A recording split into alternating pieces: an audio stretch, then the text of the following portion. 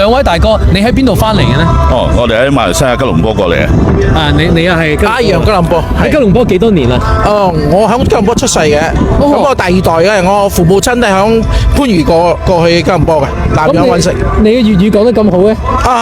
我哋傳承幾好噶，吉隆坡嘅中華文化傳承，我睇係響東南亞都係第一名嘅。咁你喺吉隆坡幾多年呢？我哋係第三代啦。我阿爺清末嘅時候過去嘅。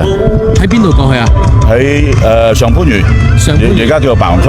白雲區啊，清末過去，三代咯喎。三代。所以家族一直都係講粵語嘅。係，我哋好執着噶。係，翻屋企一定係講粵語。哇！而家馬來西亞講粵語嘅人大概有幾多㗎？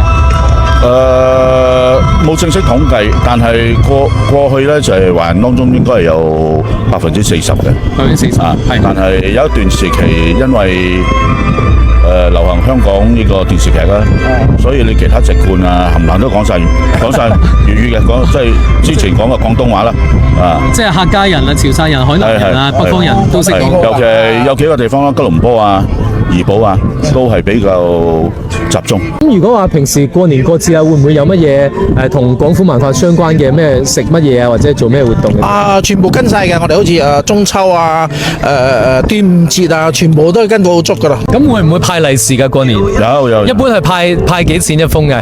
而家10蚊啊，要10蚊。咁呢個跟足廣東人。係啊，10蚊啊！